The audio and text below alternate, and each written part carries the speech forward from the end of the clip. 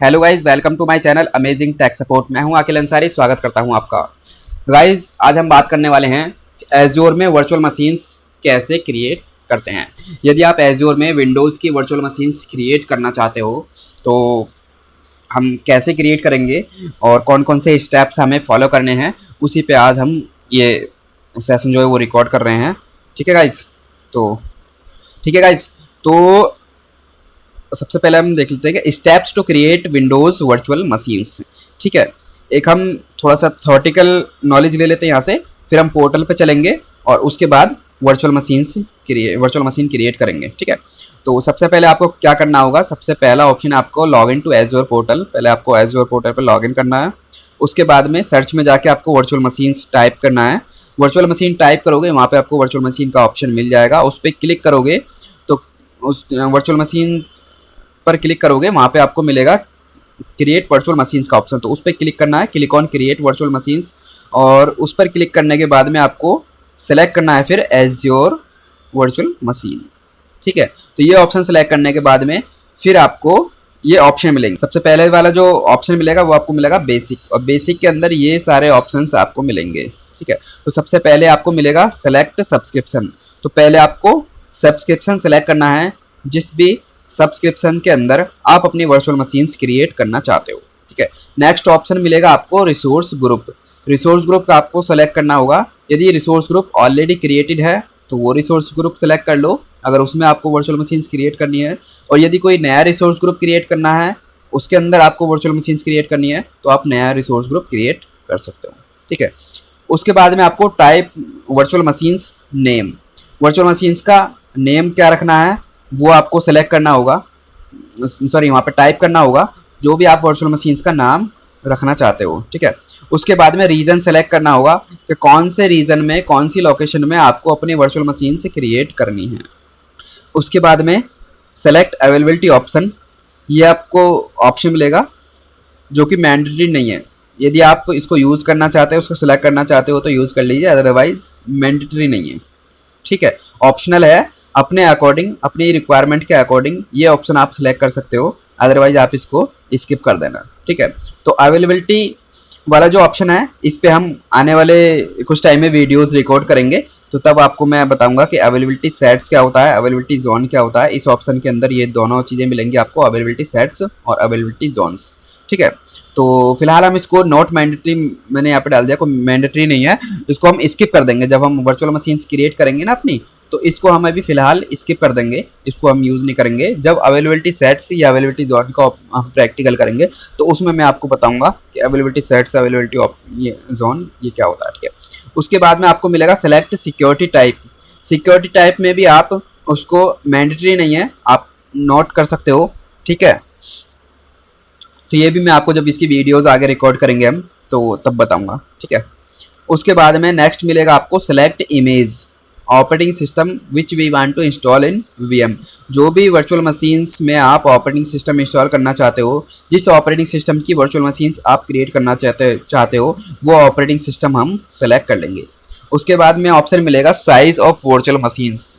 ठीक है, हमें साइज़ सेलेक्ट करना है कि कौन से साइज़ की, कौन सी सीरीज़ की वर्चुअल मशीन्स जो है हम क्रिएट करेंगे। जैसे A series, B series, D series, जो हमने देखा था ना एज्योर कंप्यूट वाले उसमें देखा था वीडियो में। इसे I think second last session था वो हमारा, इस वीडियो से सेकंड लास्ट सेशन, तो उसमें हमने देखा था कि एज्योर कंप्यूट साइजेस क्या होते हैं, कंप्यूट टाइप्स क्या होते हैं। तो उसमें हमने देखा था A series, memory optimised, CPU optimised.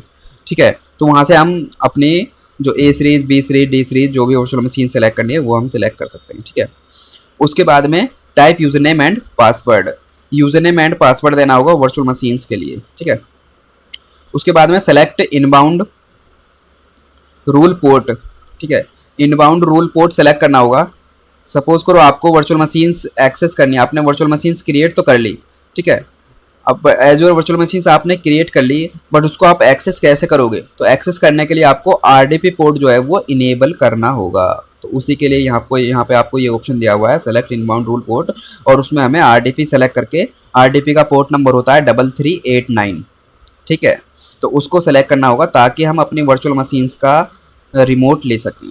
ठीक है, उसके बाद में सेलेक्ट लाइसेंस, यदि लाइसेंस है आपके पास में वर्चुअल मशीन्स का, ऑपरेटिंग सिस्टम्स का, तो आप वहाँ पे लाइसेंस का ऑप्शन सेलेक्ट कर लीजिए, अदरवाइज इसको स्किप कर दीजिए, मैंडेटरी नहीं है। ठीक है, तो फर्स्ट वाला ऑप्शन जो बेसिक वाला है, बेसिक के अंदर ये सारे ऑप्शंस मिलेंगे। इन सारे ऑप्शंस को हम यहाँ पे अपने अकॉर्डिंग कॉन्फ़िगर कर देंगे, सेट कर देंगे, सेलेक्ट कर लेंगे और उसके बाद फिर नेक्स्ट करेंगे। तो नेक्स्ट करने के बाद में आपको मिलेगा डिस्क का ऑप्शन। ठीक है, तो under disk select below options, disk के अंदर हमें ये ऑप्शन सेलेक्ट करने हैं, select disk OS disk type.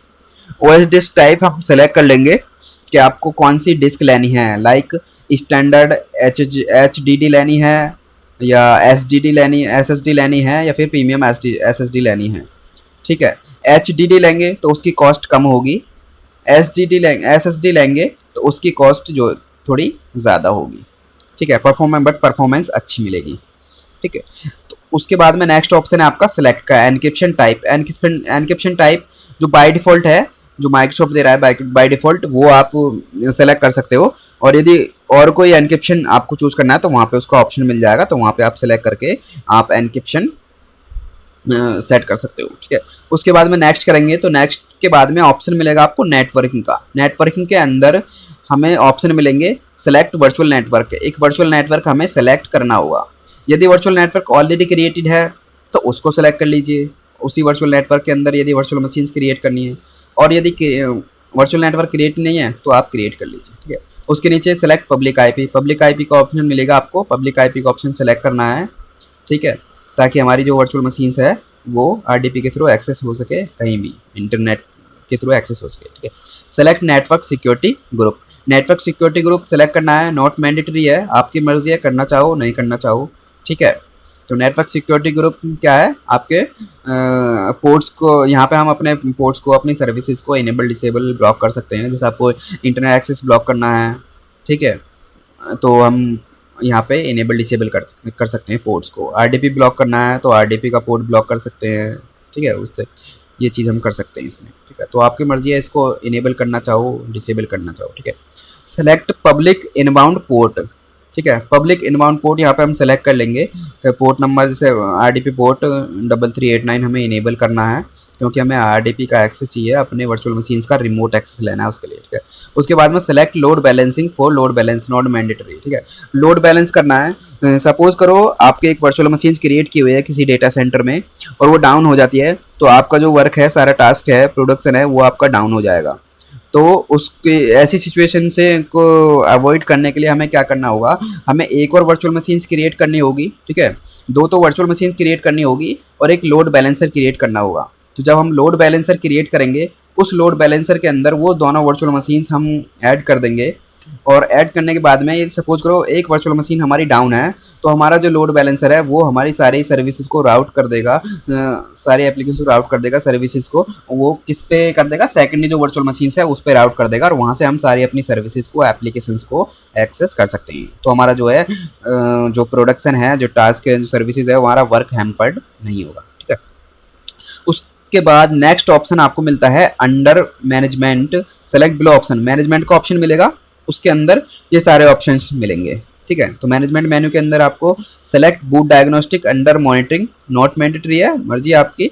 Boot diagnostic को ऑन करोगे तो आपको क्या करेगा, जो आपके ये वर्चुअल मशीन जब आपकी ऑन होती है ना, बूट होती है, तो उसके लॉग्स को स्टोर करता है। उसके बाद में नेक्स्ट ऑप्शन मिलेगा आपको सेलेक्ट आइडेंटिटी। ठीक है, तो यहाँ पे आइडेंटिटी हम सेट कर सकते हैं, मैंडेटरी नहीं है, तो इसको हम स्किप करेंगे अभी फिलहाल के लिए। इस तरीके से एज़्योर AD नॉट मैंडेटरी, कोई एज़्योर AD का अकाउंट यहाँ पे हम इंटीग्रेट नहीं करेंगे। ठीक है, कोई सेट नहीं करेंगे, कॉन्फ़िगर नहीं करेंगे, तो इसको भी नॉट मैंडेटरी कर देंगे। ठीक है, सेलेक्ट ऑटो शट डाउन, इसको भी नॉट मैंडेटरी लिखा है, ज़रूरी नहीं है, तो इसको भी अभी स्किप ही करेंगे हम। ठीक है, तो ऑटो शट डाउन में वैसे हम सेट कर सकते हैं कि हमारी जो वर्चुअल मशीन्स है वो इस टाइम के बाद में शट डाउन हो जाए, या इस टाइम पीरियड के अंदर ही एक्सेस हो, उसके बाद फिर शट डाउन हो जाए। ठीक है, उसके बाद में सेलेक्ट बैकअप, तो बैकअप भी अभी हम परफॉर्म नहीं करेंगे, बैकअप का कोई प्रैक्टिकल, तो ये वाला भी ऑप्शन भी हम नॉट मैंडेटरी कर देंगे। ओके, उसके बाद नेक्स्ट मेन्यू मिलेगा आपको under advance, select below options. तो इसमें आपको मिलेगा एक्सटेंशन नॉट मैंडेटरी। ठीक है, ये सारे ऑप्शन नॉट मैंडेटरी हैं, इसमें जो सारे मिलेंगे। ठीक है, आपकी मर्जी है इनको यूज़ करना चाहो तो। बाकी थोड़ा सा ओवरव्यू मैं देता हूँ। एक्सटेंशन क्या होता है, एक्सटेंशन मतलब वर्चुअल मशीन्स आप क्रिएट करते हो, ठीक है, तो उसमें आप एक स्क्रिप्ट बना के और इस एक्सटेंशन के अंदर डाल दीजिए। एक पावर सेल में कोई आपको स्क्रिप्ट बनानी है, सपोज करो आपको कोई रोल इंस्टॉल करना है, आईएएस का कोई रोल इंस्टॉल करना है, तो उसकी आप एक पावर सेल में स्क्रिप्ट बनाइए और यहाँ पे एक्सटेंशन के अंदर उसको ऐड कर दीजिए। तो जब आप वर्चुअल मशीन्स इंस्टॉल करोगे तो उसके बाद में जब उसको ओपन करके देखोगे आप, तो उसमें आपको आईएस सर्वर वाला जो रोल है ना वो इंस्टॉल हुआ में मिलेगा, क्योंकि हमने वो स्क्रिप्ट एक्सटेंशन में ऐड की हुई है, तो उसके लिए ये एक्सटेंशन यूज़ होता है। अभी हम वो प्रैक्टिकल परफॉर्म नहीं करेंगे, एक्सटेंशन वाला जो लैब है वो हम बाद में करेंगे। ठीक है, सारे लैब्स करेंगे जो जो भी ऑप्शंस हैं, बट वन बाय वन करेंगे सीक्वेंस में। ठीक है, ताकि एक साथ कन्फ्यूजन हो। यदि ये सारे ऑप्शन अभी हम एक साथ यूज़ कर लेंगे तो आपको अच्छे से क्लियरली समझ में नहीं आएगा कि वर्चुअल मशीन्स क्रिएट कर रहे हैं हम, और उसके साथ साथ फिर मल्टीपल ऑप्शंस इतने सारे आ गए। तो मैं सिर्फ बेसिक ऑप्शंस वो कन्फिगर करूँगा जो वर्चुअल मशीन्स के रिक्वायर्ड होंगे। ठीक है, उसके बाद नेक्स्ट ऑप्शन है आपका सेलेक्ट कस्टम डेटा। ठीक है, इसको भी हम स्किप करेंगे। उसके बाद में सेलेक्ट यूज़र डेटा, इसको भी स्किप करेंगे। सेलेक्ट होस्ट का ऑप्शन है, इसको भी स्किप करेंगे। ठीक है, कोई आप पर्टिकुलर होस्ट आप सेलेक्ट करना चाहते हो कि आपकी जो वर्चुअल मशीन जब क्रिएट होती है तो बैकएंड में जाके उसी सर्वर के अंदर आपकी वर्चुअल मशीन स्टोर हो, तो उसके लिए आप होस्ट ऑप्शन का यूज़ कर सकते हो। सेलेक्ट कैपेसिटी रिजर्वेशन, ये भी यूज़ नहीं करेंगे। Select placement proximity placement group, ये भी अभी हम यूज़ नहीं करेंगे, इसको भी स्किप करेंगे। ये भी आपका इसी की होस्ट की तरह है, जब आप होस्ट क्रिएट करोगे तो आप एक ग्रुप क्रिएट करते हो प्रॉक्सिमिटी प्लेसमेंट ग्रुप, ताकि आपकी जो वर्चुअल मशीन्स है वो हमेशा इसी ग्रुप के अंदर और उसी होस्ट के अंदर जाए। ठीक है, तो इन सभी ऑप्शंस को अभी हम स्किप कर देंगे, एडवांस वाले जो ऑप्शन है। उसके बाद टैग्स का ऑप्शन है। टैग्स में हम क्या करेंगे, we can create tags to maintain inventory data of virtual machines. ठीक है, तो वर्चुअल मशीन्स आप क्रिएट कर रहे हो तो उसमें टैग्स के अंदर जाके हम क्रिएट कर सकते हैं। जैसे इसका ऑनर कौन है, तो एक तरफ हम डाल देंगे ऑनर और दूसरी तरफ हम डाल देंगे फिर उसका नेम क्या है। ठीक है, फिर हम डालेंगे एप्लीकेशन, और एप्लीकेशन के आगे फिर डाल देंगे कि एप्लीकेशन जो है किसके लिए, वेब सर्वर है या डेटाबेस सर्वर है, इस तरीके से।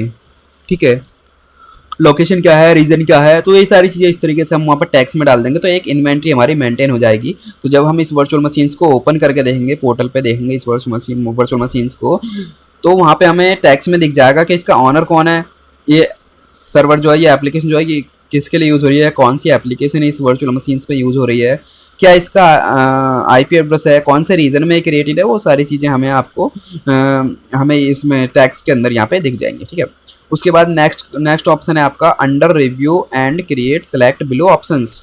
ठीक है, then create on review and create options to create virtual machine. ठीक है, तो ये सारे हमने थ्योरी ऊपर पढ़ लिया, कौन कौन से ऑप्शन हमें वर्चुअल मशीन्स में मिलेंगे।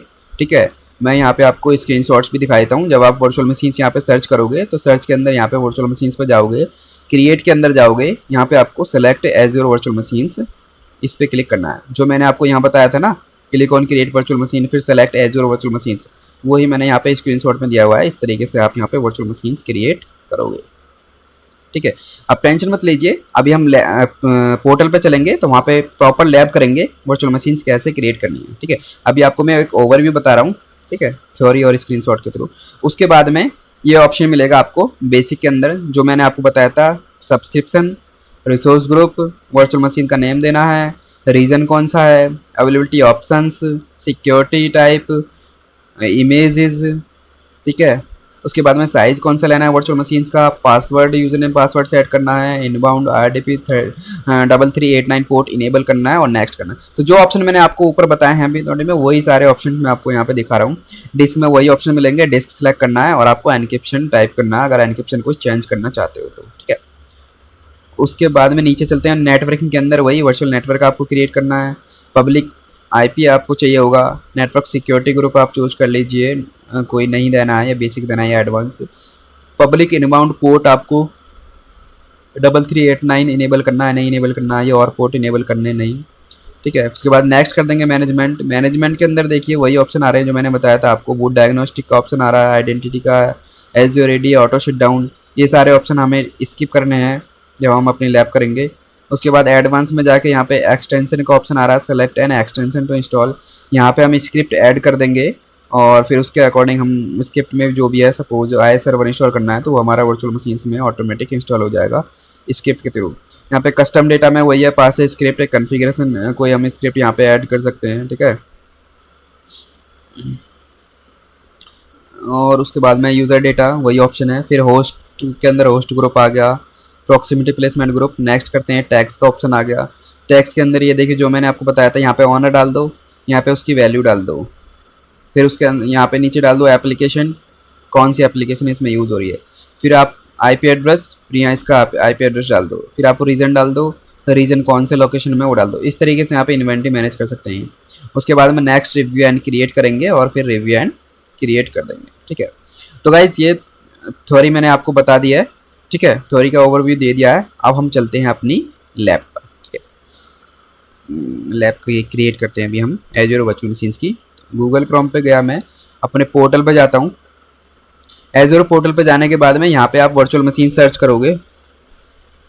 ठीक है, तो वर्चुअल मशीन सर्च करने के बाद में यहाँ पे वर्चुअल मशीन्स का ऑप्शन आ जाएगा सर्विसेज के अंदर। क्लिक कीजिए वर्चुअल मशीन्स पे, उसके बाद क्रिएट पे क्लिक करना है, उसके बाद Azure virtual machines. Azure virtual machine के अंदर यहाँ पे क्लिक करोगे, यहाँ पे आपको सब्सक्रिप्शन पूछेगा। आपके पास फ्री ट्रायल है तो फ्री ट्रायल सेलेक्ट कर लो। मैंने अपना फ्री ट्रायल पे एज़ यू गो में कन्वर्ट कर लिया है, क्योंकि मैंने जो एज़्योर का फ्री ट्रायल है उसको यूज़ कर चुका हूँ, तो इसलिए मेरे ट्रायल जो है वो ख़त्म हो गया। अब मैंने इसको पे एज़ यू गो में कन्वर्ट कर लिया। तो मैं यहाँ पे सब्सक्रिप्शन सेलेक्ट कर लेता हूँ। आप फ्री ट्रायल अपना यूज़ कर लेना अगर फ्री ट्रायल है तो। उसके बाद में रिसोर्स ग्रुप यहाँ पे कोई नहीं है, नो अवेलेबल आइटम्स दिखा रहा है, तो हमें रिसोर्स ग्रुप क्रिएट करना होगा। तो क्रिएट पे जाते हैं, यहाँ पे वर्चुअल ये रिसोर्स ग्रुप का नाम दे देता हूँ मैं, फ़िलहाल मैं टेस्ट दे देता हूँ। ठीक है, अभी हम पहली वर्चुअल मशीन इस पर हम क्रिएट कर रहे हैं, तो यहाँ पे टेस्ट के नाम से दे देता हूँ, टेस्ट -RG_RG। ठीक है, test _RG resource group, RG हो गया रिसोर्स ग्रुप। ओके, ठीक है, रिसोर्स ग्रुप क्रिएट हो गया। अब हमें वर्चुअल मशीन का नेम देना है, तो वर्चुअल मशीन का नेम दे देते हैं हम VM01। ठीक है गाइस, उसके बाद रीजन दे देते हैं हम यहाँ पे एशिया पैसिफिक साउथ इंडिया। ठीक है, चलो रीज़न आप कोई सा भी यहाँ से चूज़ कर सकते हो, बहुत सारे रीज़न है। ठीक है, तो मैं यही रहने देता हूँ साउथ इंडिया, कोई इशू नहीं है। अवेलेबिलिटी ऑप्शंस, ये देखिए इसमें 2 ऑप्शन मिलेंगे आपको, अवेलेबिलिटी सेट्स का और अवेलेबिलिटी जोन। ठीक है, तो अवेलेबिलिटी जोन का ऑप्शन यहाँ पे डिसेबल आ रहा है, क्योंकि अवेलेबिलिटी जोन का ऑप्शन जो है वो सारे जो रीजन में है उनमें अवेलेबल नहीं है। ठीक है, तो इस ऑप्शन को फिलहाल हम नो ही रहने देते हैं। जब इसका हम वीडियो रिकॉर्ड करेंगे, वीडियो से इसका सेशन क्रिएट करेंगे, तब हम इस पर डिस्कस करेंगे अवेलेबिलिटी ऑप्शंस के बारे में। ठीक है गाइस, तो उसके बाद में है सिक्योरिटी टाइप, स्टैंडर्ड रहने देते हैं। ठीक है, अब आते हैं इमेज पे। देखिए गाइस, यहाँ से हमें ऑपरेटिंग सिस्टम सेलेक्ट करना है, कौन सा ऑपरेटिंग सिस्टम्स हम इंस्टॉल करना चाहते हैं। ठीक है, तो Windows server 2012 data centre generation 1, तो यहाँ पे आपको ऑप्शन मिलेगा फिर इमेज का। यहाँ से हम अपनी इमेज सेलेक्ट कर सकते हैं। इमेज पे यहाँ पे क्लिक करेंगे तो मल्टीपल इमेजेस यहाँ पे मिल जाएंगी। ठीक है, यहाँ पे आपको नीचे ऑप्शन मिलेगा सी ऑल इमेजेस, तो यहाँ से आप यदि सारी इमेजेस देखनी है तो यहाँ से आप इमेजेस यहाँ से सिलेक्ट कर सकते हो।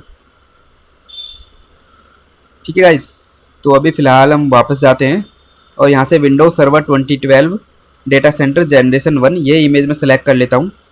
ठीक है, उसके बाद में run with Azure spot discount, इसको मैं फ़िलहाल स्किप कर देता हूँ। ठीक है, साइज़ यहाँ से हम सेलेक्ट कर लेते हैं एज़्योर वर्चुअल मशीन्स का। साइज़ और भी काफ़ी सारे हैं, बट मैं यहाँ पे साइज़ B1S वाली सीरीज़ यहाँ पे मैं ले लेता हूँ। ठीक है, इसमें आपको 1V CPU and 1GB memory आपको इसमें यूज़ करने के लिए मिलेगा। ठीक है, और इसकी जो कॉस्ट होगी वो 1000 पर मंथ। ठीक है, इतने आपको चार्ज ही लगेंगे यदि आप इसको रेगुलर पूरे मंथ 24/7 इस वर्चुअल मशीन्स को यूज़ करोगे तो। ठीक है, उसके बाद में यूज़र नेम दे देता हूँ मैं, यूज़र नेम दे देते हैं, देखते हैं एडमिन, नहीं एडमिन को एक्सेप्ट नहीं करेगा। चलिए मैं यूज़र नेम देता हूँ, अपना यूज़र नेम देता हूँ। ठीक है, पासवर्ड मैं दे देता हूँ, कोई भी आप पासवर्ड दे दीजिए। पासवर्ड मैंने यहाँ पे सेट कर दिया है। ठीक है, यूज़र नेम क्रिएट कर दिया है मैंने अपने नाम से, पासवर्ड दे दिया है। उसके बाद में नीचे चलते हैं इनबाउंड पोर्ट रूल्स के अंदर। यहाँ पे आपको क्या करना है, अलाउ करना है पोर्ट, कौन सा, RDP पोर्ट। क्योंकि जब हम अपनी वर्चुअल मशीन्स को एक्सेस करेंगे तो आरडीपी के थ्रू करेंगे, MSTSC लेंगे, उसका रिमोट डेस्कटॉप लेंगे, तो उसमें आरडीपी पोर्ट यूज़ होता है 3389, तो इसको हमें इनेबल करना है, ठीक है।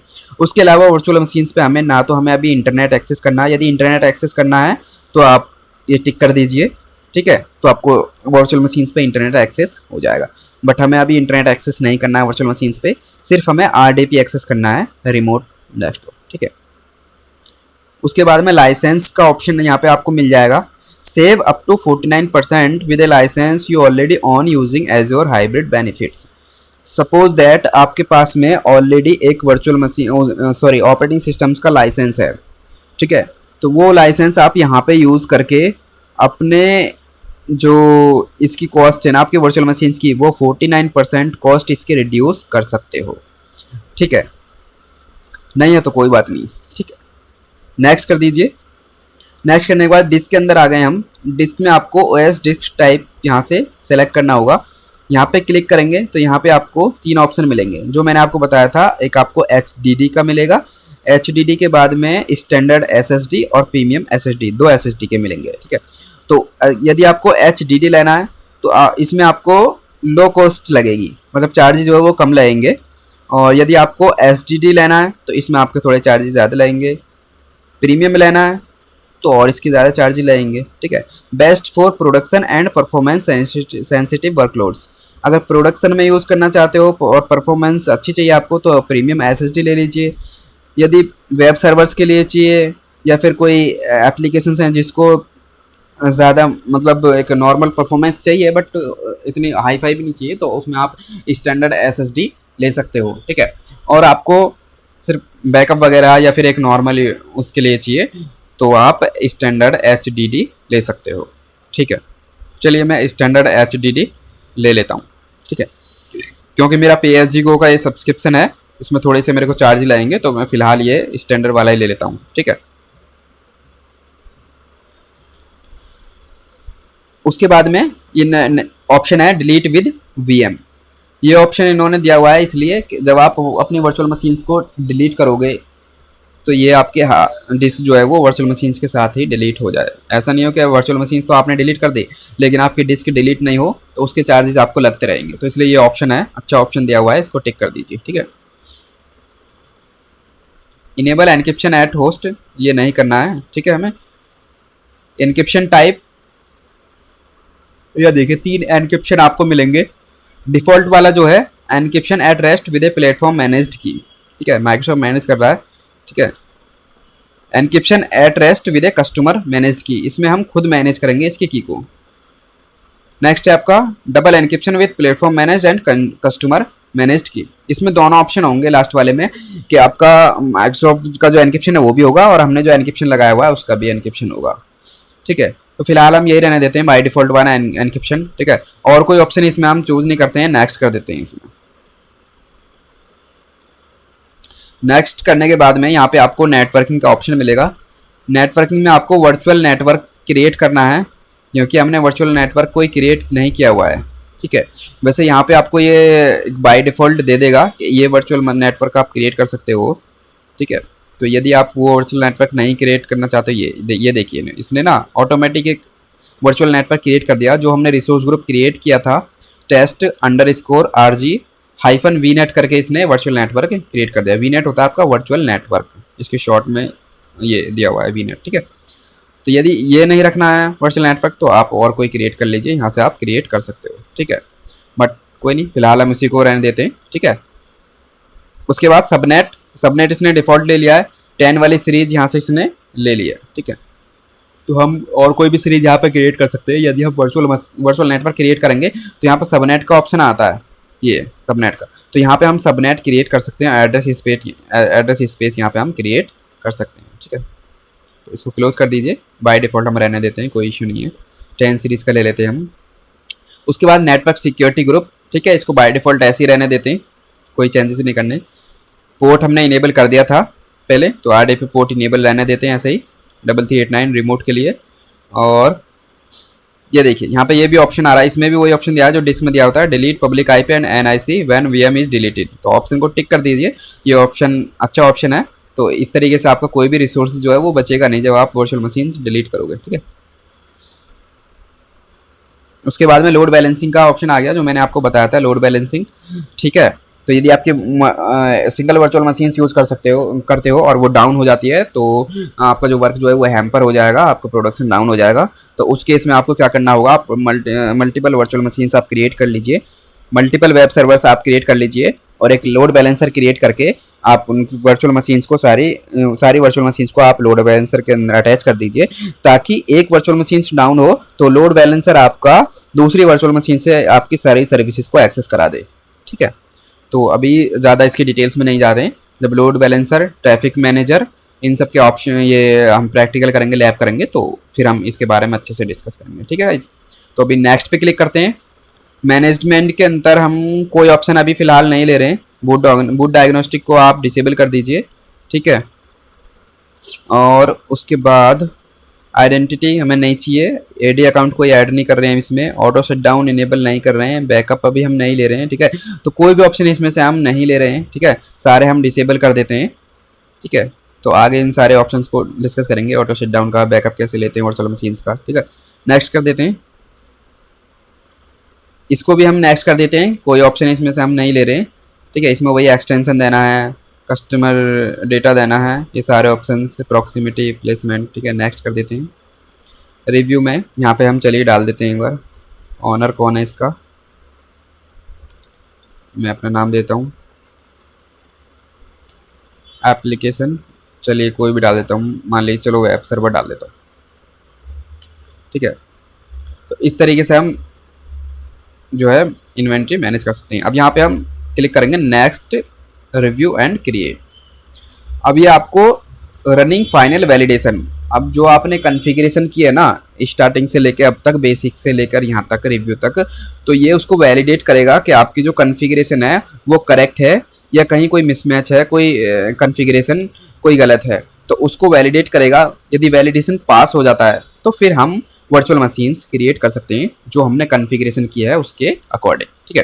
ये देखिए यहाँ पे इसने प्राइस भी दे दिया है, subscription credit apply, price calculate करके दे दिया है 1.37 INR पर आवर, मतलब ₹1.37, ठीक है, ₹1.37 लगेंगे पर घंटे के, यदि हम इस वर्चुअल मशीन्स को जो हमने ये कॉन्फ़िगरेशन किया है इसके साथ में क्रिएट करते हैं, ठीक है। तो ज़्यादा नहीं है, ₹1.37 मतलब ₹1.5 के आसपास ये लग रहा है एक घंटे, तो कोई दिक्कत नहीं है। अपना 2-3 घंटे आप वर्चुअल मशीन यूज़ करो, अपना प्रैक्टिकल करो, और उसके बाद वर्चुअल मशीन्स को डिलीट कर दो, तो आपका 4-5 रुपये का आपका जो है वो बिल आएगा इसका, इस वर्चुअल मशीन्स का, यदि आप इसको 2-3 घंटे यूज़ करते हो, ठीक है। तो कोई ज़्यादा नहीं है, आपकी लैब भी हो जाएगी और आप अपने जो है कॉस्ट भी रिड्यूस कर सकते हो। तो ये वाली सीरीज़ मैंने इसीलिए ली है ताकि ज़्यादा चार्जेस नहीं लगें, ठीक है, क्योंकि बाकी जो और सीरीज़ की जो वर्चुअल मशीन्स हैं, D series, M series, N series बाकी हो, तो वो उनके कॉस्ट, उनकी जो बिल है वो ज़्यादा आएगा, इसलिए मैंने ये B1 वाली सीरीज़ जो नॉर्मल हमारा, क्योंकि हमारा ट्रैफिक तो है नहीं अभी फ़िलहाल कोई भी सर्वर्स पे, ठीक है, अभी एक नॉर्मल हम वर्चुअल मशीन सिर्फ क्रिएट कर रहे हैं, ठीक है, तो उसके लिए यही बेस्ट है। तो मैं यहाँ पे अब कर देता हूँ क्रिएट पे क्लिक। क्रिएट पे क्लिक करने के बाद में वर्चुअल मशीन्स जो है हमारी वो क्रिएट होना स्टार्ट हो जाती है। यहाँ पे हम नोटिफिकेशन में जाके देखेंगे तो नोटिफिकेशन में ये दिख जाएगा कि डिप्लॉयमेंट इन प्रोग्रेस। तो डिप्लॉयमेंट में यदि क्लिक करके जाते हैं तो डिप्लॉयमेंट में दिखा रहा है ये, इसने ये वर्चुअल मशीन्स का IP क्रिएट कर दिया, NSG क्रिएट कर दिया, नेटवर्क सिक्योरिटी ग्रुप, ये अपने वर्चुअल नेटवर्क क्रिएट कर दिया, और ये आपका नेटवर्क इंटरफेस कार्ड भी क्रिएट हो गया, ठीक है। अब ये कर रहा है आपका वर्चुअल मशीन क्रिएट कर रहा है, ठीक है। तो वर्चुअल मशीन क्रिएट होने में 1-2 मिनट का टाइम ले लेगा ये, ठीक है। तो एक बार इसको मैं डुप्लीकेट इसका विंडो ओपन कर लेता हूँ, और डुप्लीकेट विंडो पे जाके मैं वर्चुअल मशीन्स के अंदर चला जाता हूँ, ठीक है। ये ओपन हो जाने दीजिए अभी, ठीक है, ओपन हो गया। होम पे जाता हूँ, यहाँ पे वर्चुअल मशीन्स के अंदर जाता हूँ, तो यहाँ पे वर्चुअल मशीन्स में देखिए पहले कोई वर्चुअल मशीन्स नहीं थी, अब यहाँ पे आपको वर्चुअल मशीन क्रिएट हो गई और ये वर्चुअल मशीन्स आपको दिखाने लगा, ठीक है। ये वर्चुअल मशीन्स का नेम है VM01, टाइप क्या है वर्चुअल मशीन, सब्सक्रिप्शन क्या है PSG Go, रिसोर्स ग्रुप का नाम है टेस्ट अंडरस्कोर RG, लोकेशन है आपकी साउथ इंडिया, स्टेटस है क्रिएटिंग, ऑपरेटिंग सिस्टम है विंडोज़, साइज है इसका वर्चुअल मशीन्स का स्टैंडर्ड, B1S की सीरीज की, और पब्लिक आईपी एड्रेस है इसका 104.211.205.96 और डिस्क इसमें अटैच है 1। ठीक है, अब ये क्रिएटिंग दिखा रहा है, एक बार रिफ्रेश करते हैं शायद अगर क्रिएट हो गई हो तो। ठीक है, अभी क्रिएटिंग ही दिखा रहा है।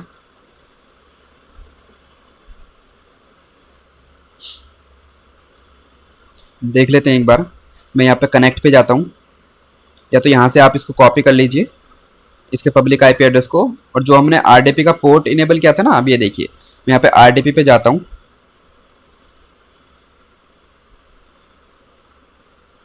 या तो यहाँ से आप आरडीपी फाइल डाउनलोड कर लीजिए, या फिर अपने सिस्टम से MSTSC विंडोज़ आर करोगे आप तो MSTSC ये ओपन करोगे। यहाँ पे इसका आईपी एड्रेस डालना है अपनी वर्चुअल मशीन्स का, जो पब्लिक आईपी एड्रेस है, और उसको कनेक्ट पे क्लिक करना है।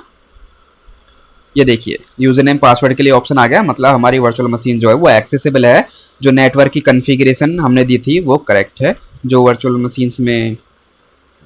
ठीक है, देखिए ये देखिए राइट साइड में आपको नोटिफिकेशन भी आ गया, डिप्लॉयमेंट सक्सीडेड।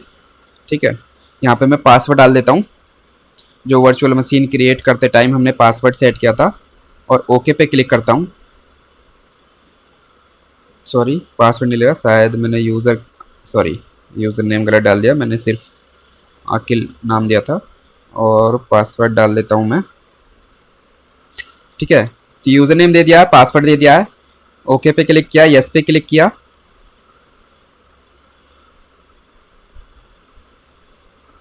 ये देखिए हमारी जो वर्चुअल मशीन्स है, वर्चुअल मशीन है, ये आपकी एक्सेस हो गई है। इसका आईपी एड्रेस दिखा रहा है यहाँ पे आपको 104.211.205.96। ठीक है, तो ये जो फर्स्ट टाइम का प्रोसेस होता है वो कर रहा है, यूज़र नेम क्रिएट कर रहा है, और जो भी सर्विसेज हैं वो सारी अप कर रहा है। ठीक है, थोड़ा सा टाइम लेगा ये देखिए वर्चुअल मशीन आपकी एक्सेस हो गई है, ये VM आपकी एक्सेस हो गई। ठीक है, विंडोज सर्वर 2012 यही इंस्टॉल किया था ना हमने, विंडोज सर्वर 2012 डेटा सेंटर, हाँ जी यही इंस्टॉल किया था। और ये देखिए सर्वर मैनेजर ओपन हो रहा है। ठीक है गाइस, तो इस तरीके से हम क्या कर सकते हैं वर्चुअल मशीन्स को। अभी फिलहाल मैं इसको क्लोज कर देता हूँ, सिर्फ आपको ये एक्सेस करके दिखाना था। बाकी नेक्स्ट जो सेशन है, नेक्स्ट वीडियो है, उसमें हम बाकी आगे डिस्कस करेंगे कौन कौन से इसमें फीचर्स होते हैं। अभी मैं इसको डिस्कनेक्ट कर देता हूँ और बैठ जाता हूँ। ठीक है, अभी यहाँ पे देखोगे आप तो मैं एक बार रिफ्रेश करता हूँ, यहाँ पे ये रनिंग आ गया। ठीक है, पहले यहाँ पे स्टेटस क्रिएटिंग आ रहा था, अब ये रनिंग आ गया क्योंकि आपकी जो वर्चुअल मशीन है वो डिप्लॉय हो गई है। ठीक है, तो भाई इस तरीके से हम एज्योर में वर्चुअल मशीन क्रिएट कर सकते हैं। कोई भी ऑपरेटिंग सिस्टम आप सेलेक्ट कर लीजिए, और जो भी आपको साइज चूज़ करना है, जिस भी सीरीज़ की आपको ये वर्चुअल मशीन लेनी है, मैंने यहाँ पे स्टैंडर्ड B1 सीरीज़ वाली ली थी, तो कोई भी साइज़ आप चूज़ करके एज्योर में वर्चुअल मशीन्स क्रिएट कर सकते हो।